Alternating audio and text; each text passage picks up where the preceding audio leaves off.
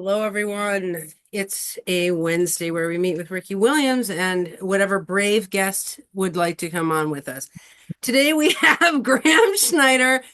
Now, today's episode I'm really excited about, which is I'm wearing my Ouija board earrings, as you'll notice. I just had those lying around. But today we're talking, Ricky, about divination among cultures and what that looks like. So, Graham is a geomancer and a tarot reader. No, well, okay. I call You're a myself an horary astrologer astronomer. first. Okay, go ahead. Astrologer first, astrologer always. No, but I've been learning geomancy and I read Lenormand cards and I've also started like reading I Ching. I Okay. don't really do tarot, but Okay. So let's first of all talk about like what Ricky, now are you a tarot guy? How are you defining a tarot guy?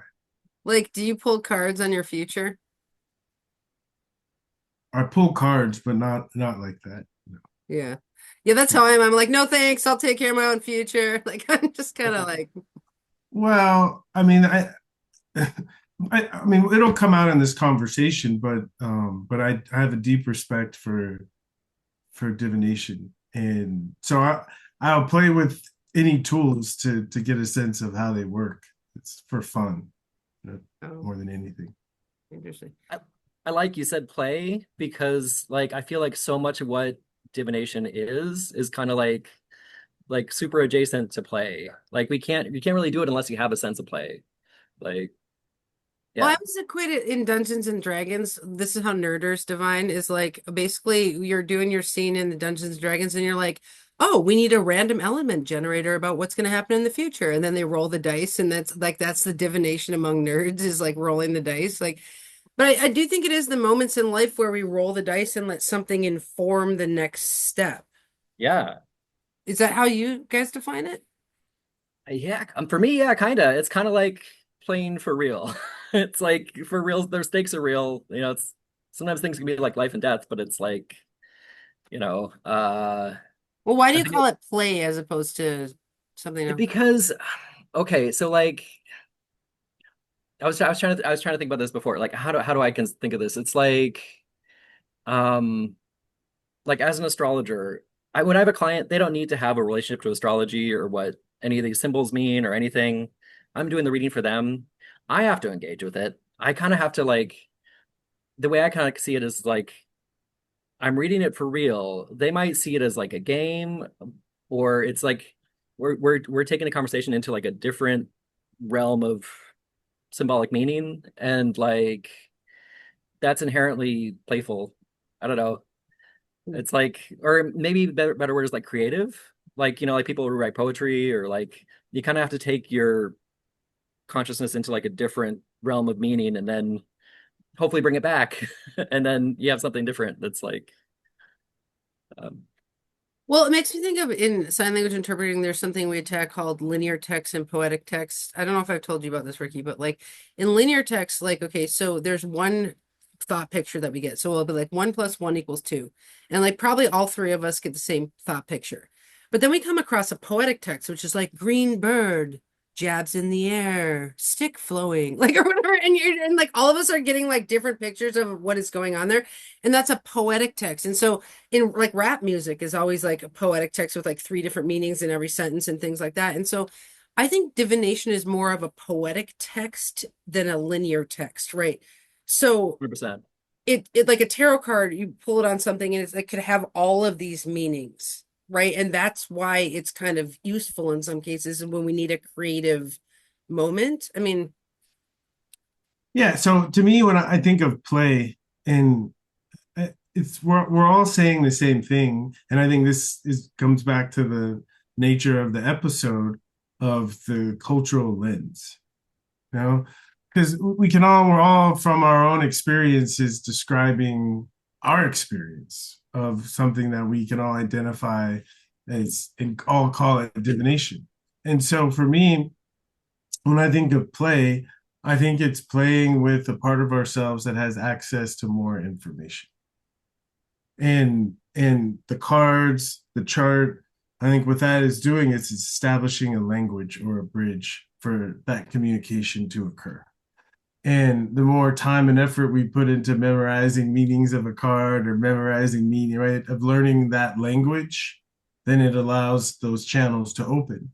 And it's a language that's symbolic, so it's specific enough to give us an image, but it's broad enough, different possible meanings, um, to be general enough to communicate something. And I think that's the reward or the gift for studying any kind of divinatory art is you start to put effort in to opening up those channels. Mhm. Yeah, I think the multiple meanings thing is really powerful. When we open the door to multiple meanings on a case or a situation. So can we ask this? How is horary astrology different than regular astrology? Yeah. Well, okay. I started learning astrology with horary. It's what horary is basically casting a chart for the moment a question is asked. So you don't need a birth time. Uh it's making one moment significant for answering a question by like taking where the planets are in the sky, all the normal astrological significations for like a birth chart, but using that for the birth of the question. So the thing about it is that unlike a birth time, which like, the astrologer doesn't really have a hand in like picking, like people are born when they're born. Even if people try to have a child at a certain time, like things in the delivery room go weird, it's like that's not a timed event. But horary is the implication of horary is that like you're involving yourself in the symbolic meaning of the chart that's being made. So it's like your client comes to you with a question and you're answering it, and the time you choose to answer it informs the answer to the question. Is it divination? I think so.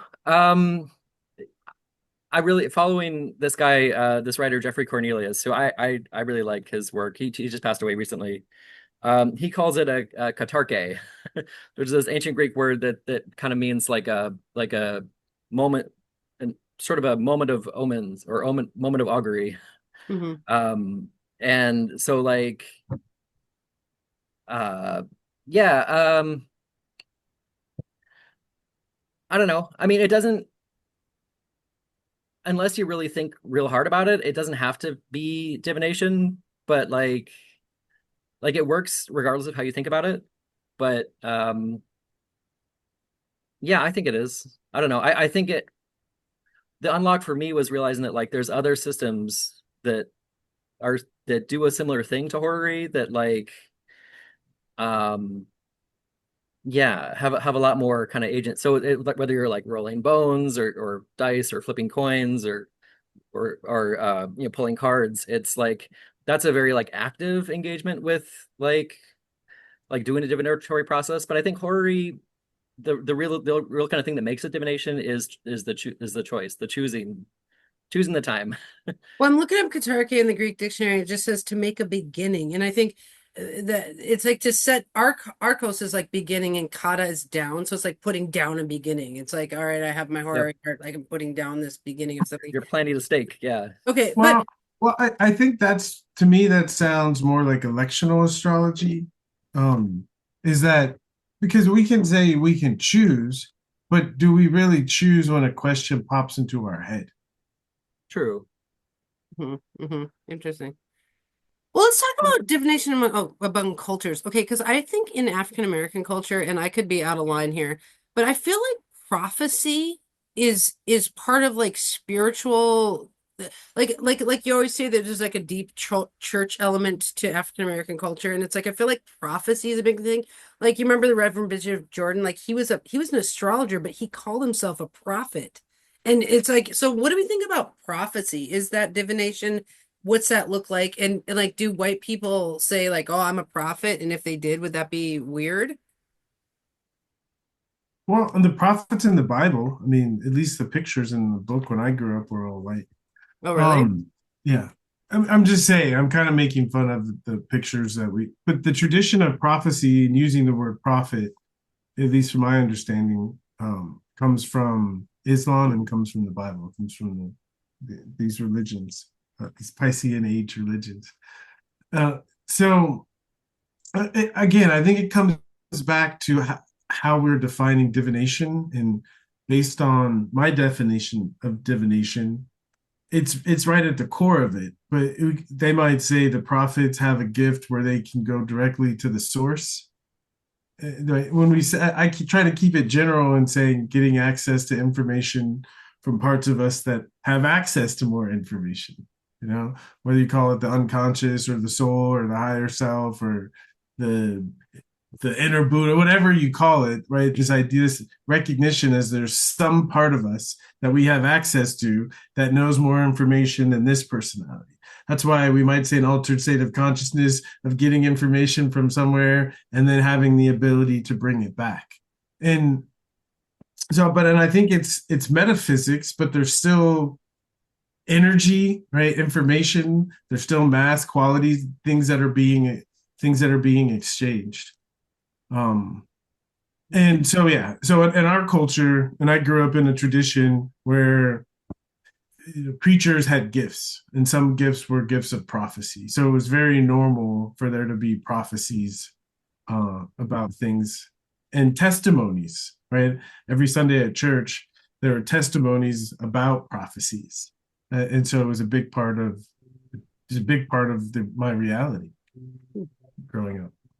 So maybe that's more Christian culture's way of divination, especially future-oriented divination, because some divination does deal with futures, right? And I think that prophecy is maybe a future-oriented version.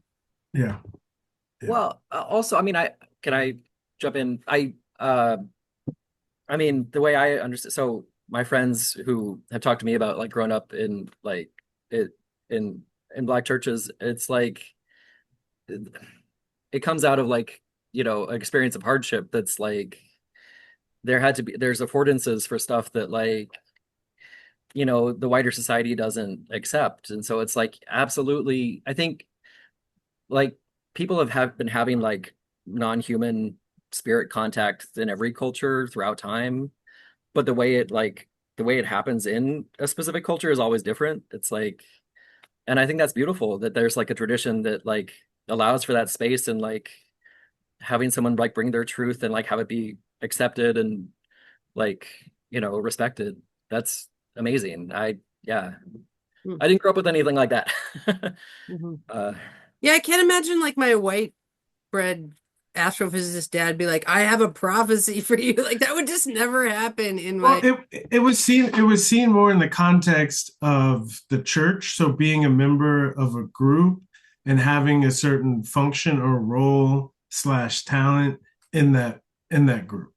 So that there was a place for it. It didn't exist outside of that context. Right. And even if someone said it's changing kind of now, but even if someone said I'm into astrology and I'm doing this, they would be shunned because a lot of the traditional Christian is if it's in the Bible and there's prophet, like the Mesopotamians were bad guys, right? The Persians were bad guys in the Bible, and those are the ones that were doing the Babylonians. Those are the ones that were doing the astrology. Interesting. Well, and there's that classic thing where astrologers are called false prophets, and I feel like that's a Christian thing to do. It's just like, but it's like so that there's like church ordained prophets, and then there's like these false rogue prophets that are the astrologers. But oddly enough, I mean, the Reverend Bishop Jordan was at astrology school with me, and he was like learning but I mean, he's like a neo-Christian. I mean, you know what I mean? He's like he's doing something kind of cool there, of kind of. And he has a chart of an astrologer. So, I mean, that's his form of prophecy. But I guess maybe a prophecy is rooted in, like you're saying, in the group of it, where it's like the prophecy comes out by somebody who's gifted in the art of prophecy, ordained in that gift. And then there's testimony about the poem given by the prophet. It's like here, and the Bible's like all this, like, here's a prophecy, then this is what really happened. Here's the prophecy, then this is what really happened. And it's like, yeah. Okay. So what about things? Okay, let's talk about divination comes up in different cultures so differently. I mean, like, I think so what culture is geomancy? Like, what is Is that right, Yeah. Hans? Well, okay, so geomancy is comes out of North Africa. It's comes from like kind of the Islamic Golden Age and so like kind of like ninth to 11th century, and then it comes into Europe right around the time of the Crusades. And it's also kind of traveled all over the place. So it's all around the Indian Ocean. There's different parts of the of like kind of like developed differently, different places. It's kind of super obscure in in English in the West. Um, but I hope it's kind of making a comeback and like I don't know. I think it's this really cool kind of like um, you know, it's like a cultural inheritance that we all share because it's so old. You know, it's like it's Have you heard of geomancy? Yeah, I've heard of it. Mhm. Yeah. Oh, okay. Yeah. Interesting. I'd never heard of it before. And I had no idea if it was African. So that's interesting that divination apparently can travel across cultures, like the same kind of divination can go all over. I mean, tarot probably exists in, I mean, every culture. I mean, what do we know about tarot culturally? I mean, One, I know at least in folklore, um, and I know we're not supposed to use this word anymore, but the gypsies, and they were traveling people and they had the cards. And whether it was gypsies or merchants, thinking about in the older world how things spread, it was usually through merchants. And we can see even spreading of religions. We can see how these things, especially novel ways of doing things, how they can capture people's attention and spread. well, it's interesting how many tarot decks there are. Like, I think that one of the things that it seems like with culture, okay, with culture, we know that language and culture develop together. Like, okay, so sometimes I do this thing of like, I take a same chord progression, like, and I put it in like Iceland, like, let's say it's a metal chord progression, you put it like in the middle of Iceland because they have a certain language to them. That metal sounds like, it sounds a certain way with their language on it. But if you put that in the deep south of in the United States, like these southern people would put a certain like frequent. So it's like there's like with each culture, there's like a resonance to the language and everything. So I feel like each culture would take tarot. These gypsies travel around, and they would have to make tarot decks that kind of speak to their unconscious pictorial language. I mean, maybe that's how we get so many tarot decks. Yeah, I think that makes a yeah. lot of sense. I mean, yeah, like I think the original tarot deck, right? The Tarot de Marseille, like that's like it's very like like the imagery is kind of wild. Oh, you What? got it. Oh, hey. Yeah. What? Did you know we were doing an Yeah. episode? What? No, I was. This is my favorite deck. I always have it right here in front of Yeah. my computer. Is that the one But you're talking about? yeah, yeah, but it's different though, right? It's like it has a Yeah. different feel to like the Smith deck. It's like it feels very kind of like the pip cards are just numbers, but also like you got these weird imagery like you got the Pope and the Popess, right? You have a female Pope. It's like what? You got to imagine like in the medieval Christian European like worldview, like that would have been like total like weird sacrilege, like I don't know. Okay, Like speaking of culture, I'm a crusty punk. Okay, so yeah. like I'm a crust riot girl, and I was given one of these. This is number 83 out of 750. Oh, This is the it's but see it's the crust punk tarot deck made cute. crust people. And it just totally feels crusty. Look at this. There's like this chubby, like fat activism is part of it. And like this is my culture. And I Uh-huh. Mm. was given the tarot deck of my culture. Yeah. It Well, and speaks. I think you're gonna read that in a way that like other folks wouldn't be able to read it. Like those have messages for you that like other folks that are just like who are not in that. We're like, oh, I don't know, Yeah, this or is called the collective tarot. Sorry. okay, right on. Yeah, so I think there's something that speaks to that like idea that if you get a tarot deck or a divination tool of your culture, you will be able to access, a certain divination set of pictures that would resonate with people of your culture. Yeah, I can see that. I mean, I kind of feel like whichever culture you come from, you're going to interpret anything through that lens. So it's like, so even though, so like if I'm reading the I Ching, it's like there's a stuff about Chinese mythology from like 3,000 years ago or more, who knows, and it's like, I can read that and try to relate to it. and try to do that authentically, but also like I recognize like, hey, I'm a guest. I don't speak Chinese. I don't, that's not. I think Well, you can let's talk engage about authentically, but there's always limits. let's talk about appropriation then. Is Ricky appropriating that deck because it's not of his culture? I mean, like I know that usually it's like white people appropriating things, but like if I used a deck that was like if I used an African deck, would that be an appropriation? I think it matters like how it's used in the culture of origin, and a lot of times like I don't know. So like I read Lenormand cards, right? They come from France, from like Revolutionary period France. I don't think anybody's calling anybody out for appropriating Lenormand cards, or like it's like, ladies in a parlor room reading cards for each other. It's like, that's or I think stuff like Shakespeare. It's like, can anyone really appropriate Shakespeare? No, because it's so old. It's like it's for all of us.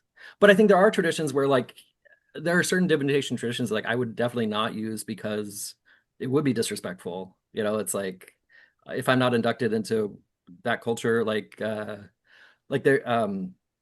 yeah, just put it Ricky, there. what do you think? Well, I mean, an example that just came to mind is, and I'm guessing you've had this experience where someone is talking to you, they don't know that you're a professor in astrology, and they're talking to you about astrology, and they think that they're an expert Right. because they know sun signs. But do you feel like they're appropriating? Do you feel Oh, like that's it can be annoying.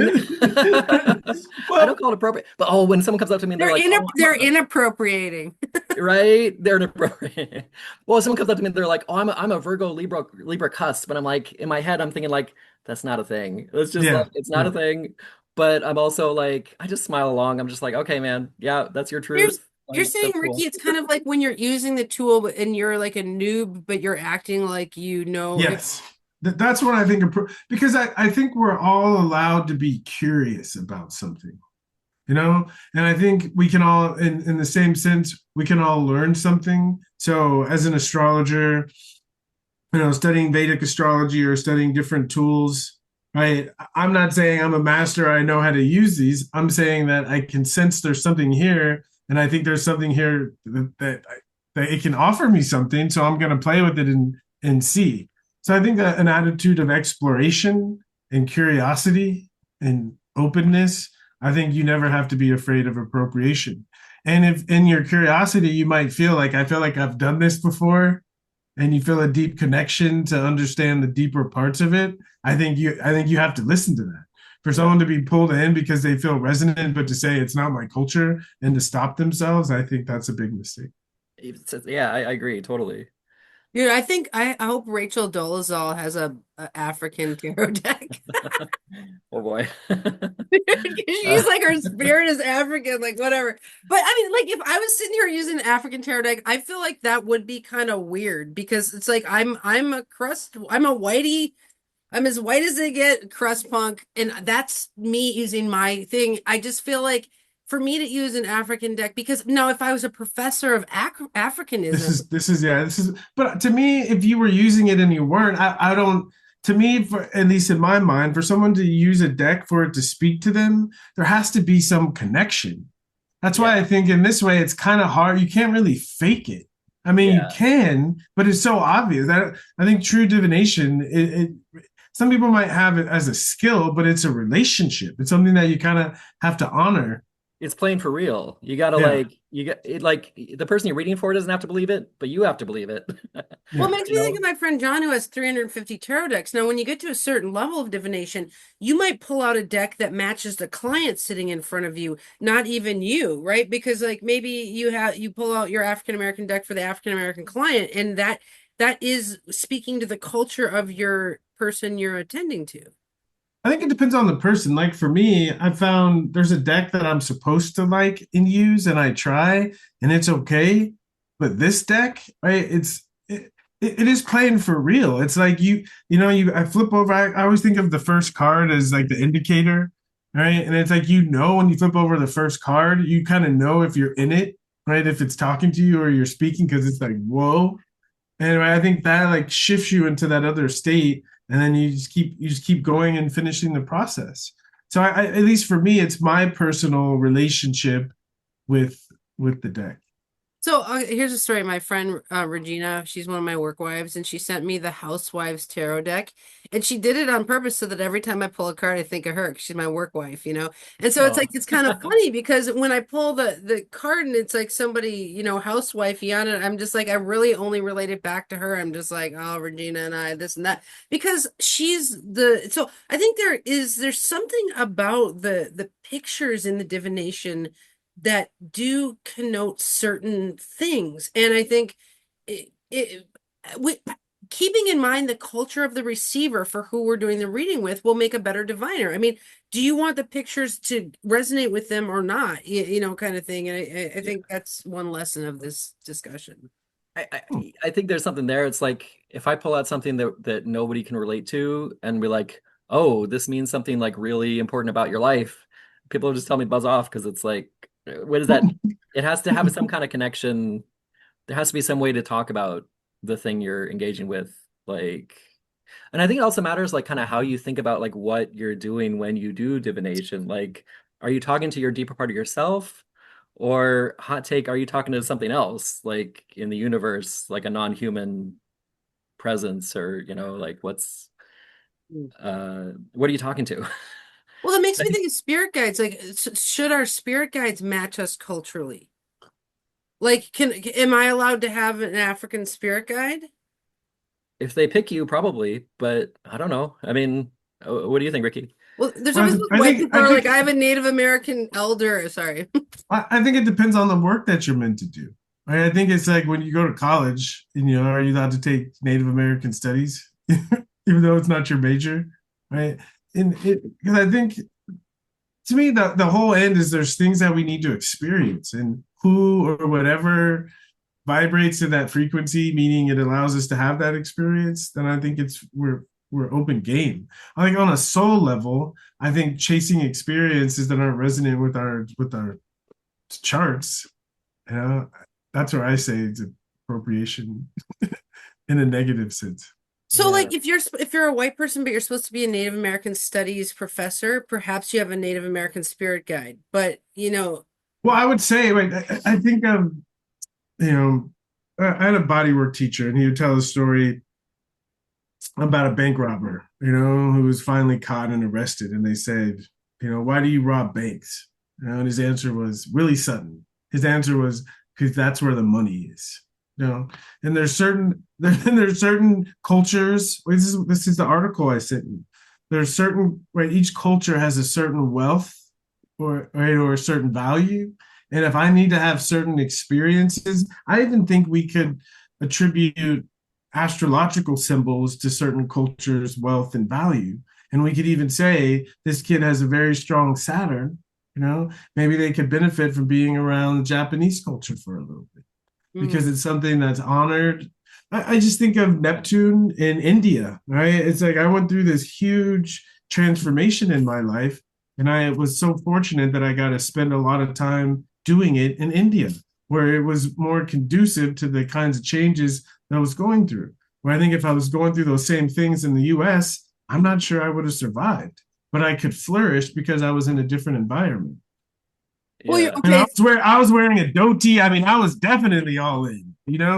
But it was Well, you're making me think that we could engage different tarot decks of different cultures to extract the cultural wealth of that culture during the reading, right? Like if you're saying that like African culture has like this deep spirituality and this kind of wisdom, like one of the cultural wealth she talks about is like the family lineage wisdom of Black families, and like so it's like we maybe we need like a really strong family lineage in this present in this divination moment, and so we're going to pull out our African deck. that actually makes a lot of sense. And it shocks me because I don't typically think that way, but as I'm hearing you say it, it makes a lot of sense. I can think of someone who lives kind of a mythic life, and grabbing my mythic tarot deck because it's going to speak more to this person's frequency. Yeah. Uh, I don't think spirits care about our human categories. Like we say, oh, this is the dividing line between this culture or another, or this is like how life is supposed to go. It's like spirits don't care about that. They Mhm. care about the things they care about. And if you want messages from them, you kind of have to talk to them in a way that you can both communicate in. I don't know. Mm. Yeah. Interesting. Oh, so okay, let's talk about things like ancient things like ectopy, where they like would cut open an animal and read its intestines. Yeah. So what's that? Why is that okay in that culture? Well, okay. I mean, I think I like that example because it's like it's that kind of grew up at the same time as astrology. Like those two science, there's both Babylonian sciences, right? It was like and I think people really valued that haruspicy, the cutting open the sheep's liver more. I think because it's a sacrifice, right? It's like you have to literally sacrifice an animal to get that reading. It's like, which an animal back then would have been like very valuable. It's like um and it's like I don't know, but I think that it's kind of like a great kind of example of like all divination is it all ties into like a lineage. You have to have generations of people who've read the sheep's liver, who know like what the different parts of it mean. And it's like just like with the sky, you need generations of people to see like what does it mean when Jupiter is, on the 11th house or whatever. It's like eh, it's it's like yeah, it's all about like technique and like you need someone who's like skilled and is kind of like this their whole deal to like read that. It's like Well, one of the cultural wealths of ancient Greek stuff was just everything's epic, like, oh, we have to open up the animal's intestines and we're like yeah, Spartans, and it's like there's something cinematic. yeah, like everything in Greece with ancient Greece is just like, oh, kind of thing. And so like My sense is that tradition in Greece, my sense is it did come from Mesopotamia, and kind of as these things spread, they take on the essence of the culture. And I come back to what I said earlier, that I agree. There's always some training in some kind of ritual, and the value of the training and the ritual is energy, is right because it requires energy to learn something, right? Especially if it's difficult, and it requires energy to perform the ritual. So you can really channel a lot of energy. And also part of the channeling of the energy is creating the bridge between this world and the other world where the information is coming from. And I think it's so perfect with the sacrifice because it was a holy act. So the gods were present, you Yeah. know, and it's similar to reading clouds. And I think what they had that a lot of us lack, but's necessary for divination, it's playing for real, is that you have to have faith in that other, right? That there's something real, tangible, real, and valid in the other that can be relayed to this world. Again, whether you're reading clouds or tea leaves in the bottom, tea grinds in the bottom of a cup, or the marks on a liver. Yeah. Can I jump in here and just say like Please. I have I have an issue with the word random. Like people use the word random so much like if I flip a coin, the answer is going to be random. And it's like just because I don't know what the answer is going to be, it's like we now have this like mathematical language about probability and et cetera. But in ancient times they didn't have that. It was you were getting a message that you didn't have control over, right? It's like it's the same reason gambling is so fun is because you don't know what the outcome is. It's like um uh I think like what we call random is really like an engagement with non-human messages. It's like if you engage with something that we in colloquial terms we call random, like the shape of a cloud or formation of birds, it's not coming from like a human intelligence. It's coming from somewhere outside. And whatever you want to call that, you want to call that, Zeus, or you want to call that, I don't know, something else, or the Anima Mundi or some other spirit or your ancestor. It's like um whatever it is, it's not coming from it's not a normal human to human communication. It's some well, other kind of communication. in the culture of divination, there is that magical element. There's also the culture of science thinkers who are like, that's just coincidence or that's this or that. And I think It is there's a coincidence. culture of people who look at these things as beyond, random. The science mind is like, that's just a random content generator, and you've ascribed meaning to it, and all these kind of things. But I do think, like, if we go back to Greece, right, the Oracle of Delphi, right, like that was a cultural thing too. And it's like, in order to get your oracle, you have to travel to Delphi and like go on this big journey and things like that. Whereas nowadays we The can just pull energy. out our tarot cards and be the Oracle of Delphi all over the place, coffee shop here, there. So it's lost like the heaviness or the weight of the message. And I think with the animal ecstasy as well as the Oracle of Delphi, you have to work for your message, so then you then care for your message. Well, and also like the Oracle themselves, it seems like we don't know for sure, but it seems like they had to go into some kind of altered state to speak with the voice of the god, right? If you were going to get a message from Apollo or Themis or whoever you conceptualize that as being, like they couldn't speak to you in like their normal human mindset. They had to go into some other place and then speak to you, and then later they would interpret it, But Well, it's funny. In one of the episodes, we were talking to a Hawaiian shaman, and the question was asked to her, "Do you have to do something to get in your psychic state?" And she was like, "No, I'm just like in it, kind of." And that was seen as an offensive question. Like, someone in the comments really got offended by that question. But I do think there is that I think the magicalizing of random content is part of the culture of divination. yeah. Like a prophecy, if you say this is a prophecy, but it's just kind of like random content, then it magicalizes that poem or that picture and allows it to be informing. Yeah. I think if What if you do it often, like you can just kind of like flip that switch and just go into that mindset, or maybe it doesn't even feel like a different mindset. Like, I don't know. When I do readings for people, I don't think I go necessarily, I think my mind goes to like a more metaphorical place, but like that's pretty subtle. It's not. I mean, for me, I can tell sometimes if I'm looking at someone's chart and talking about it, that I can tell When something it hits comes right. in. Well, it's like a flow, right? Where I can tell I don't speak like in this type, like I'm not this smooth. I don't connect the dots this well usually, and it's almost like the chart is speaking through me. Yeah. And I imagine, Andy, when you're translating, that happens for you sometimes. It's almost like there's like a wave, Hmm. and you're just in the middle of it, and it's almost like simultaneous as the words are coming. It's like your body is already starting to move to the sign, and there's a flow. Interesting.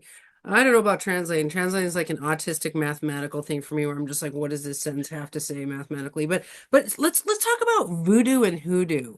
Okay, like talk about cultural things. Like I feel like New Orleans, and I'm not super versed in this, but I feel like in New Orleans are places that are kind of like dark ley lines. Like the ley lines there are kind of scorpionic or something like that. Like divination takes on this kind of more dark element, or like the soul surgery type of divination. Like, what do we think of that? And like, doesn't that kind of show that culture?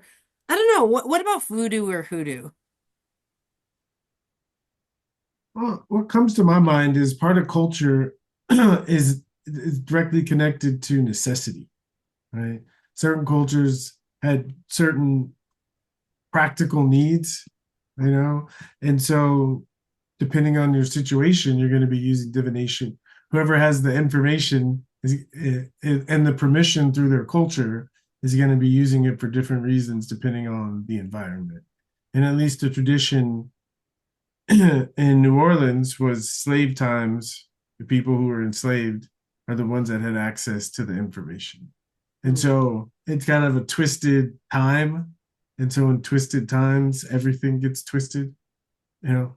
But I think as in the revolution and understanding the deeper Yoruba traditions that voodoo came from, at least in the new age, we brought it back to thought power, and the rituals are generating emotional energy that can be used to direct our thoughts in certain directions. Yeah. I, I know a little bit about hoodoo, but yeah, I'm outside of it. I actually got to visit Catherine Ironwood's store that has like voodoo materials. It's in like Sonoma. It's a really cool place. But yeah, the sense I get of it is it's like it values the tools that were like available to everybody. So it's like if you're doing a reading, you're using playing cards, or if you're doing, I don't know, like it seems like it's coming out of like like a really hard, weird, bad times. But people like using stuff that was powerful in new ways. It's like, like what do they say, like necessity is the mother of invention. It's like if you're in a really difficult position and you need an oracle, you can kind of use anything. It can be dicey, but like you could use anything. So the human's the oracle, not the object, basically. Well, it's funny. So I crochet all these like dolls, right? And whenever I'm crocheting one of the dolls, people inevitably are like, "Oh, you're making a voodoo doll," and it's because I'm like poking this doll, and like there's one of my daughter and there's one of my boyfriend and stuff like that. And I was like, well, I only do good things with these dolls. I'm always hugging them and patting them on the butt and like telling them nice things. And like, but it's just kind of funny because I feel like voodoo is associated with meanness. It's like you poke the doll because you're mad at it, or it's like spiritual self-protection or preservation. And maybe, Ricky, if it is coming from like a slavery time period, that's where the voodoo comes in, is like you can't punch your slave master in the face, but you can make a doll of him, like poke it 100 times. Yeah. Yeah. Well, I think in general, I tend to classify things as planetary. And like last week's conversation was very much Uranus, very much, you know. And so I think of divination, it's receptivity. It's being sensitive to more subtle messages. And I think we could talk about the moon, but I'd say Neptune, you know, Neptune, because in a sense, I think it's a more applied application of information about the other world, the other dimensions. And I say it's applied because specifically it's seeking information for a specific reason that can be gathered from using other senses. Hmm. And so I think each culture's relationship with the unknown, the mystery, other dimensions, etc., is going to give us a lot of information about their relationship with divination. Yeah. Also, I think the thing with voodoo is that like in the popular culture, it gets stigmatized because it's coming from a black experience that was like marginalized by white supremacy. So like of course it's going to seem extreme because it's like we're getting this distorted image of I don't know, but I would assume that like the internal experience of it is all sorts of other things too. Interesting. Yeah, like it got demonized. It was like divination that got demonized, but it probably it's like it makes you think of like the rattles and the snakes and all that stuff. And a lot of what they're doing is healing things, like healing traumas and actually, but And maybe snakes are about wisdom. Almost every ancient culture has snakes because they represent wisdom and health and like hmm, you know yeah. Um, what is it? What is Latin like Latina culture? What do they do for divination? I was talking to somebody about this the other day. They were talking about their doing a Olympia ceremony with like an egg, where like you kind of cleanse your spirit, your aura or your spirit with like the egg, and then you sleep with it under your pillow, and then you like later when you crack it open, you can kind of read what's in it. I only know a little bit about this. Again, this is not. I don't really have much experience with this, Oh but yeah, like we had a Mexican shaman do that. His name's Nels Hernandez, and he did Olympia ceremony for us. That I yeah, heard about that. It's an Yeah, it's I think cool. also in the Catholic traditions, similar to Christianity, it's rooted in prayer and uh, candles, you know, there's a lot of asking rosaries, isn't there? rosaries, asking Redeeming for saints. messages. Yeah, it's some kind of ritual where you're offering something, right, to get something back. Yeah. Yeah, rosaries are super interesting. Not I've been making a lot of rosaries, and I mean, it's like, is that an appropriation? I don't know, but the thing is you're supposed to. There's like 108. No, is no 108 beads on a mala, not on A a mullah, rosary. yeah. Because Yeah, but that the sounds like rosary has something like a you would. rose, three things, a rose, and then it's got 10, then a rose. Like so, basically, but you're supposed to do this prayer. Is prayer divination? I don't know. Oh, can I kind of speak on that for a second? Yeah. Because like I've been thinking about this a lot. Like, okay, like what are the different I know what I do, but also I think there's like a broader kind of like experience of Uh, you could call it divination, but I think of it as like messages from other places. And I think there's generally like three. There's like situations out in the world that happen, like you see a flock of birds and you're like, oh God, that's weird. You know, Oh and then yeah, you can interpret that. And that's like augury. oh, that's augury. Yeah, that's one thing that's like, but that kind of like unexpected divination experience is one thing. Then I think there's like, and this is a lot of this is coming from Jeffrey Cornelius. But this idea of like rolling bones, which is kind of any method that uses tools. So that's like you're in like a space that you set up, and I think astrology fits in this too. Astrology is definitely a version of rolling the bones. The planets are the bones. Um, but that's like a kind of a controlled environment where you're actively seeking communication from somewhere else. And then I think the third one is like more like ESP and kind of like these people who have like remote sensing and that kind of experience, which I'm agnostic about. I don't know. That's not me. I think there's interesting like the Rupert Sheldrake kind of material is like it's interesting. There's like maybe that happens. I don't know.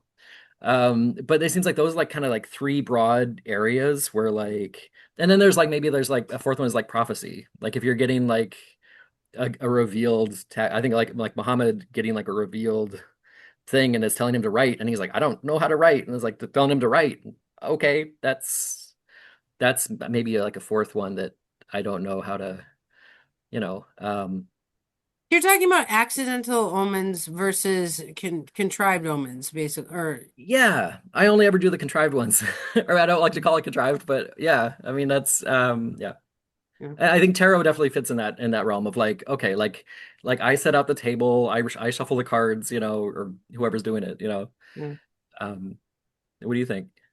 Well, this is where I say, like, I think my general, I'll repeat myself, my general definition is really getting information from somewhere else. And how that information shows up, I think, depends on the person and however it can, because we all have certain channels that are open and certain channels that are closed. And I Mhm. think what we call contrived is just a conscious way of opening certain channels. Um, yeah. So, and I think divination is just that. It's really about access to information and our relationship to where that information comes from, who it's coming from. I think that becomes cultural. Because you can see in all cultures, there's some manifestation of divination, but the way they describe it is depending on the vehicles or whatever language or concepts they have available to them to describe them. Yeah. Well, and there's always like one person in like whatever culture you go to, there's always like you ask people and they're like, "Oh, there's that one guy in the village who does that." You know?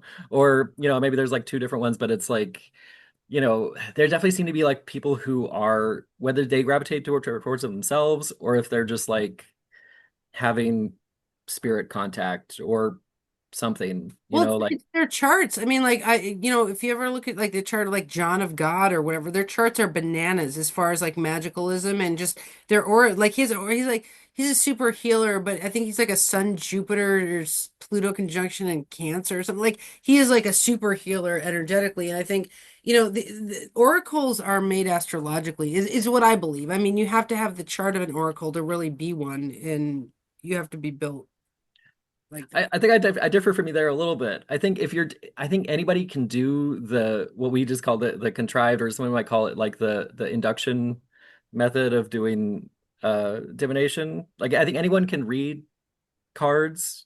Hmm. Some people might do it better than others, but like I don't know. I think if I don't know, I like to think that anybody could do it, but Yeah. Interesting. Well, so back to the question, is prayer divination? Ricky says yes.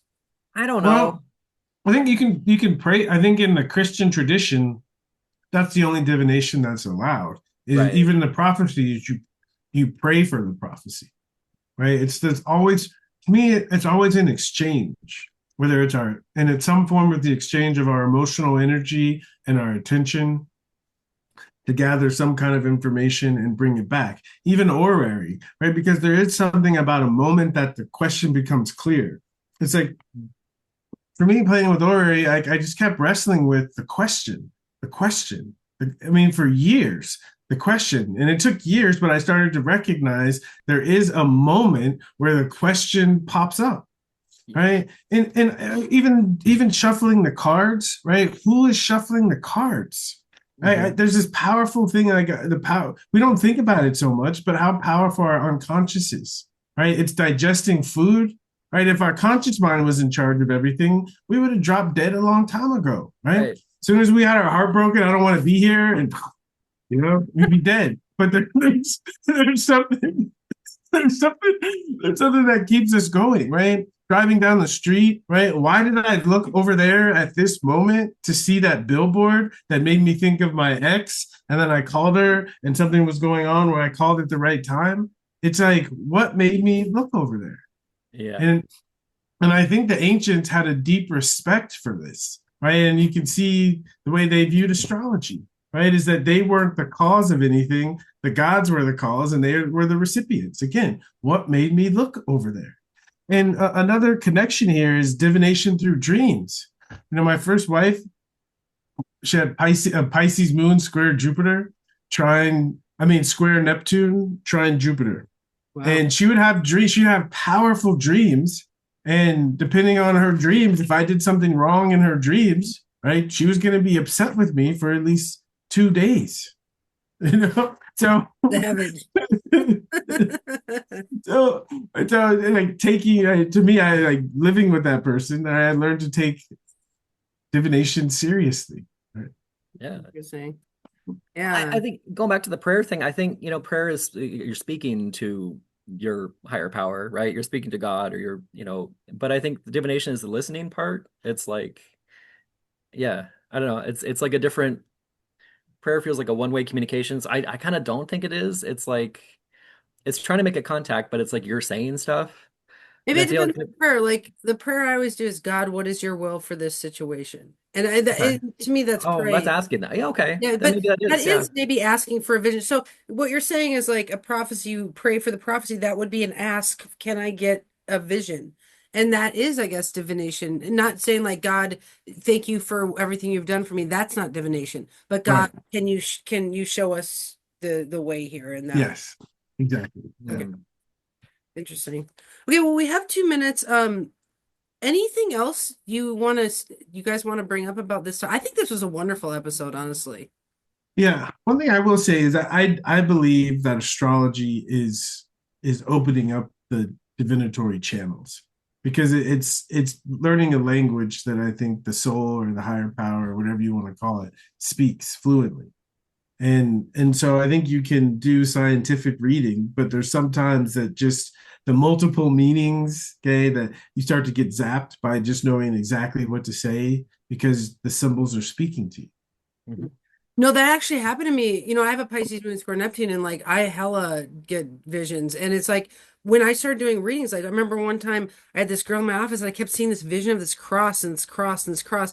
And I was like, but she's like this Butch Dyke person. And I was like, finally, I was like, I just keep seeing a vision of a cross. Like, are you supposed to be a preacher or something? And she like rolls up her sleeve to this big tattoo of a cross. And she's like crying. She's like, I got kicked out of my church for being gay, but all I want is to be a preacher. And like I've had so many psychic experiences in tarot readings. I mean, but it never started happening until I started being an astrologer. And I think you're right. It opens up the channel of like, here is come through whatever it's from, if it's from the other side or if it's from within us. I don't really know. Oh my God, I have a good omen, you guys. I just lost my Ouija board earring. Oh, at the end of the episode. It must be a good omen. Must be a sign. All omens are good omens around here, okay? Well, right. Okay. What can I say? One last thing, just like about like is horary like an election? I think that's what makes it different. Is that like the moment of horary, you kind of really can't control for it. You can a little bit, but not, I mean, like an election, you're planning to do something that feels more like magic. That feels like, okay, I'm choosing to do a thing at a time where it's the energy of that moment is this. Whereas horary is like, I'm choosing to do this thing. What's the energy? How is it relating to now? And it's like, you kind of can't control that. Maybe you can a little bit, but it's like you're saying, like when do you get the experience of like, oh, I saw the thing on the billboard that spoke to the thing about my sister, and it's like, when does that all come together? You can't control that. Exactly. So I think a big lesson from today is how different cultures see messages or random content coming from the other side is just different for every culture, but it exists in pretty much every culture. And that I mean, we had a big long list today. Yeah, I think the importance is realizing that it filters certain things out and it allows other things to come through more easily. I think that's the important consideration. Nice. Well, thank you, Graham, for coming Yeah, to see us here. this is And great. thank you, Ricky. I can't believe you're still hanging out with me. I just am so happy. Oh, good. Me too. I'll Me be too. like, I always like swim after our episodes. I'm like, oh, and then Ricky said this, and then Ricky said that, and I said this. It was fun. All right, you guys, I'll see you next week. Bye. All right, Alrighty. bye.